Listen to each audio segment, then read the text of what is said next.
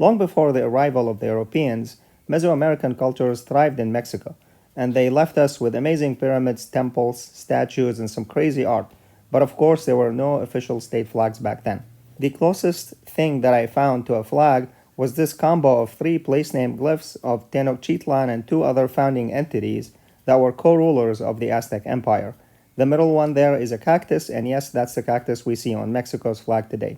Tenochtitlan, by the way, was the capital of the Mexica people's Aztec Empire, which was founded in 1325 AD, and the state religion back then had an ancient prophecy saying the wandering tribes would build a great city in the location where they would see an eagle on a cactus with a snake in its beak. So let's skip to the early 1500s as we arrived to New Spain, which was part of the Spanish territory in the New World.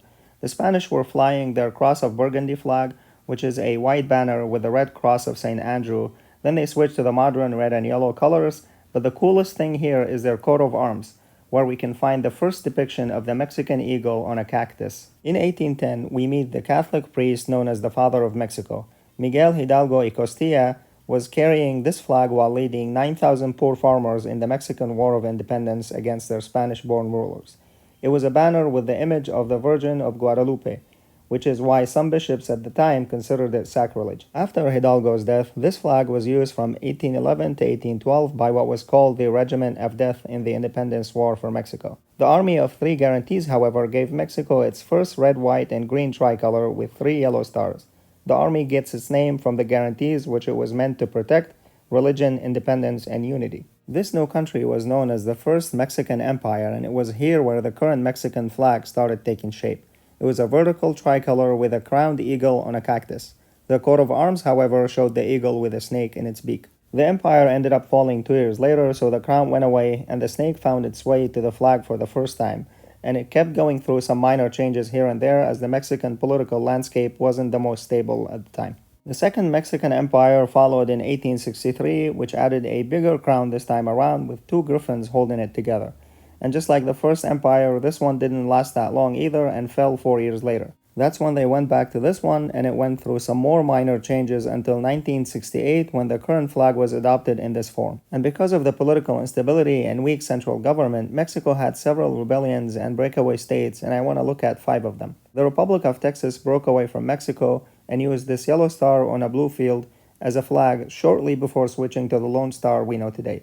Texas remained independent for 9 years before joining the United States. Then we have the California Republic, which broke away from Mexico in June 1846. They called it the Bear Flag Republic for obvious reasons, and 3 weeks later the US set up shop and raised American flags. This flag, of course, evolved into the California state flag that we know today. Unlike Texas and California, the next 3 failed, and they were reincorporated into Mexico after a short while. First, we have Yucatan, which was independent for 7 years, and they used this flag before agreeing to rejoin Mexico in exchange for military aid against native Mayan rebellions. This flag inspired local pride, and people unofficially displayed it on their cars, houses, and shops until August 2024, when it was officially adopted as the flag of the Mexican state of Yucatan. The breakaway Republic of the Rio Grande was also established with a cool flag, although some historians argue the flag could have been any one of these.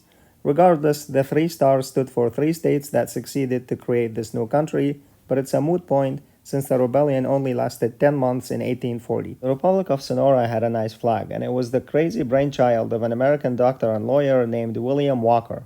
He took an unauthorized militia of 45 men and took over areas in Baja California in 1854. The Mexican government ended up kicking him out, and he was put on trial in California. The Mexican president, by the way, uses 3 different flags. This is the main one, and this one is used when the president is at sea, while the third one is called the Supreme Commander flag. Similar to Yucatan, each Mexican state has its own flag, but most of the other ones are not that great and not worth talking about. But it's also worth mentioning that many native ethnic groups in Mexico also have their own ethnic flags. So if you're looking to watch a similar video, you can check out this one or browse the playlist for more flag videos. Don't forget to like, subscribe, and leave a comment, and I will see you next time on Council of Knowledge.